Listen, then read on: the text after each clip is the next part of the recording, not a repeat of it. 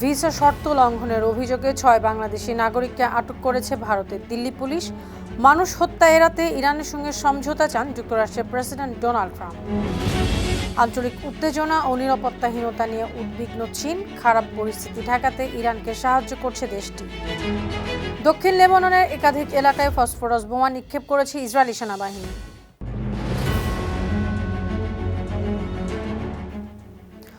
শুনছিলেন সংবাদ শিরোনাম। সবাইকে স্বাগত জানাচ্ছি বিশ্বজুড়ে প্রতিদিনে বিশ্বের বিভিন্ন প্রান্তের সবশেষ তথ্য জানাতে আপনাদের সঙ্গে আছি আমি অনন্যা চৈতি।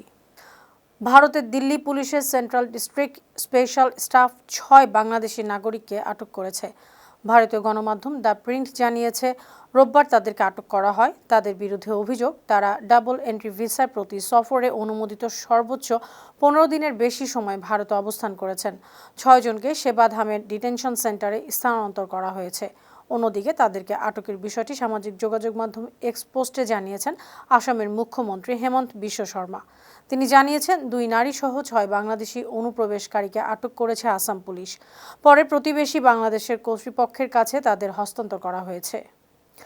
ভারতে চাকরির নিয়োগ পরীক্ষায় অনিয়মের অভিযোগে ঝাড়খণ্ডে আন্দোলন আরও জোরালো হয়ে উঠছে।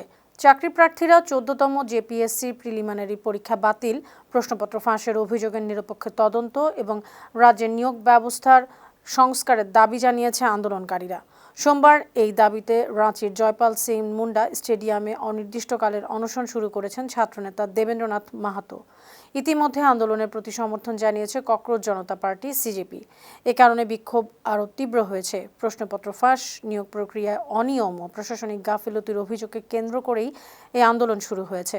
আন্দোলনকারীদের অভিযোগ, অনিয়মের কারণে বারবার তাদের কর্মজীবনের সম্ভাবনা নষ্ট হচ্ছে। ককরোচ আন্দোলনে কটূক্তি করা শিক্ষার্থীদের পথভ্রষ্ট ও বিভ্রান্ত সন্তান বলেছেন ভারতের প্রধানমন্ত্রী নরেন্দ্র মোদী। ভিডিও বার্তায় তিনি বলেছেন, বিক্ষোভের সময় তার ও তার প্রয়াত মাকে নিয়ে জঘন্য ভাষা ব্যবহার করা হয়েছে। তাদের শাস্তি দিয়ে বা আদালতে ঘুরিয়ে পরিস্থিতির পরিবর্তন হবে না। উল্লেখ্য, গত মে মাসে এক গুরুত্বপূর্ণ নিয়োগ পরীক্ষার প্রশ্নপত্র ফাঁস হওয়ায় পরীক্ষা বাতিল করা হয়।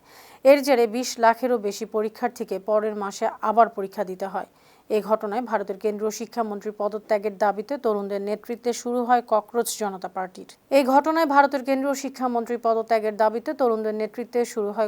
জনতা পার্টির। আন্দোলন। সেই আন্দোলনের জেরে শিক্ষামন্ত্রী পদত্যাগ করেন। ভারতে চলতি বর্ষা মৌসুমে মাঝারি থেকে ভারী বৃষ্টি আর আকস্মিক বন্যায় কয়েকটি রাজ্যে জনজীবন বিপর্যস্ত হয়ে পড়েছে। আসামে 85 জনের মৃত্যু হয়েছে। কেরালায় বৃষ্টিজনিত বিভিন্ন ঘটনায় 15 জন মারা গেছেন। এখনও নিখোঁজ আছেন 7 জন। সোমবার এসব তথ্য জানিয়েছে দ্য হিন্দু।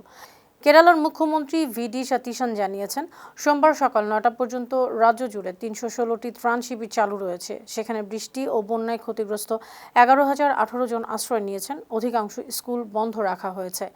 অন্যদিকে আসামের বন্যা পরিস্থিতিতে কিছুটা উন্নতি হয়েছে। রাজ্যের 5 জেলায় বন্যার কারণে এখন 1,35,000 মানুষ বাড়ি ছাড়া আছেন। যুক্তরাষ্ট্রের প্রেসিডেন্ট ডোনাল্ড ট্রাম্প বলেছেন, তিনি মানুষ হত্যা করতে চান না, মানুষ হত্যা এড়াতে ইরানের সঙ্গে সমঝোতা চান। রোববার সাংবাদিকদের তিনি আরও বলেছেন, চুক্তি হলে ইরানের নিরপরাধ মানুষের প্রাণহানি ও দেশটির ব্যাপক ক্ষয়ক্ষতি এড়ানো সম্ভব। সোমবার থেকে 2 দেশের প্রতিনিধিদের মধ্যে নতুন করে আলোচনা শুরু হবে। আলোচনায় ইরানের পরমাণু কর্মসূচির পাশাপাশি হরমুজ প্রণালীতে বাণিজ্যিক জাহাজের অবাধ চলাচলের বিষয়ে গুরুত্ব পাবে। এ লক্ষ্যে তিনি ইরানে বিমান অভিযান সাময়িকভাবে স্থগিত করেছেন। ইরানের সঙ্গে নতুন করে মার্কিন প্রেসিডেন্ট ডোনাল্ড ট্রাম্পের আলোচনার বিষয়টি সরাসরি নাকচ করেছে তেহরান। সোমবার নিয়মিত সংবাদ সম্মেলনে ইরানের পররাষ্ট্র মন্ত্রণালয়ের মুখপাত্র ইসমাইল বাঘি বলেছেন, যুক্তরাষ্ট্রের সঙ্গে কোনো আলোচনা চলছে না। যুদ্ধবন্ধে আলোচনার সবচেয়ে বড় বিষয় হয়ে উঠেছে হরমুজ প্রণালী। হরমুজ প্রণালীতে নিরাপদ নৌ চলাচল নিশ্চিত করতে ওমানের সঙ্গে আলোচনা হচ্ছে। যুদ্ধ শুরুর আগে প্রণালীটি দিয়ে অবাধ নৌ চলাচল থাকলেও এখন ইরান এ পথের নিয়ন্ত্রণ ধরে রেখে জাহাজ চলাচলের জন্য ফি আদায় করতে চাচ্ছে।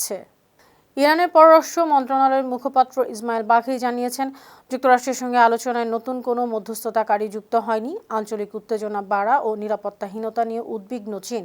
পরিস্থিতি যেন আর খারাপ না হয় সেজন্য বেইজিং তাদের সামর্থ্য অনুযায়ী সাহায্য করছে। সোমবার সাংবাদিকদের সঙ্গে আলাপকালে বাঘি আরও বলেন, পাকিস্তান মার্কিন ইরান সংক্রান্ত বিষয়ে মধ্যস্থতাকারী হিসেবে কাজ করছে। কাতারও প্রয়োজনীয় সহায়তা করছে।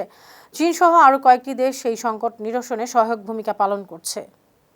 মার্কিন প্রতিরক্ষা মন্ত্রী পিট হেগসেথ জানিয়েছেন, ইরানে হামলা আপাতত স্থগিত, তবে যে কোনো সময় প্রয়োজন হলে হামলার জন্য যুক্তরাষ্ট্রের সামরিক বাহিনী সর্বোচ্চ প্রস্তুতি নিয়ে রেখেছে।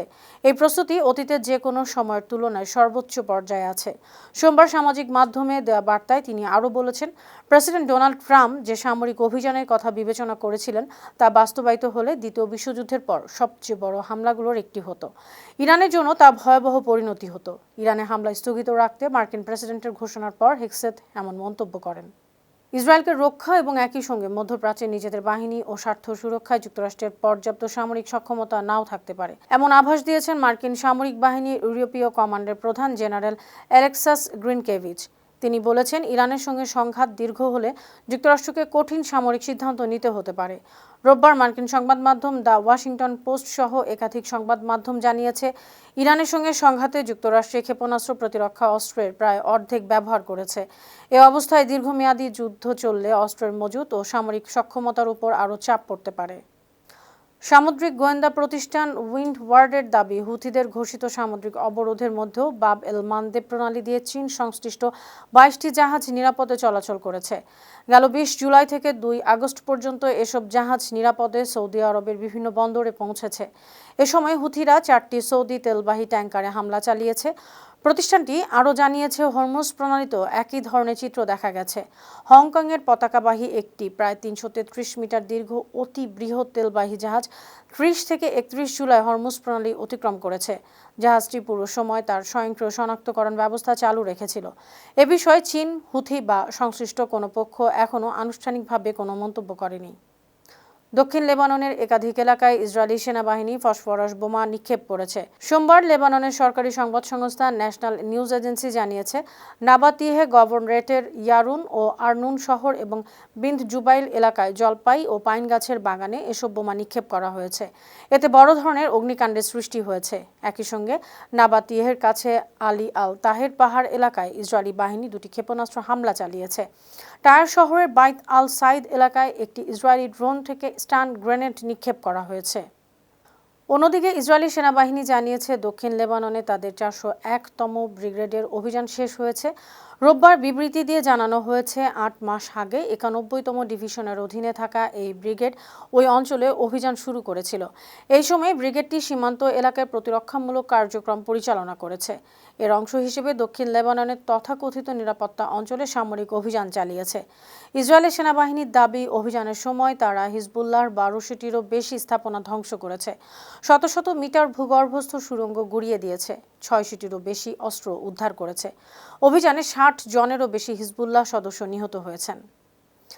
ফিলিস্তিনিদের ওপর নির্যাতনের অপরাধে ইসরায়েলের বিরুদ্ধে ব্যবস্থা নিতে বিশ্ব সম্প্রদায়কে কার্যকর পদক্ষেপ নেওয়ার আহ্বান জানিয়েছে ইরানের পররাষ্ট্র মন্ত্রণালয়। হামাসের রাজনৈতিক শাখার সাবেক প্রধান ইসমাইল হানিয়ার মৃত্যুবার্ষিকী অনুষ্ঠানে বিবৃতি দিয়ে আহ্বান জানানো হয়। সোমবার ইরানের ফার্স্ট নিউজ এজেন্সি এসব তথ্য জানিয়েছে। উল্লেখ্য, 2024 সালের 31 জুলাই তেহরানের একটি সরকারি অতিথি ভবনে গোপনে রাখা বোমার বিস্ফোরণে হানিয়া নিহত হন। সম্প্রতি গাজায় ইসরায়েলি বাহিনীর প্রাণঘাতী হামলা ও আগ্রাসন আরও তীব্র হয়েছে। এই পরিস্থিতিতে এই আহ্বান জানালো ইরান। সুপ্রিয় দর্শক, এই ছিল আজকের বিশ্বজুড়ে প্রতিদিনের আয়োজনে। দেশ বিদেশে বিভিন্ন খবর নিয়ে আবার আপনাদের সামনে হাজির হব। সেই পর্যন্ত ভালো থাকুন, সুস্থ থাকুন, বানু টিভির সঙ্গে থাকুন। ধন্যবাদ।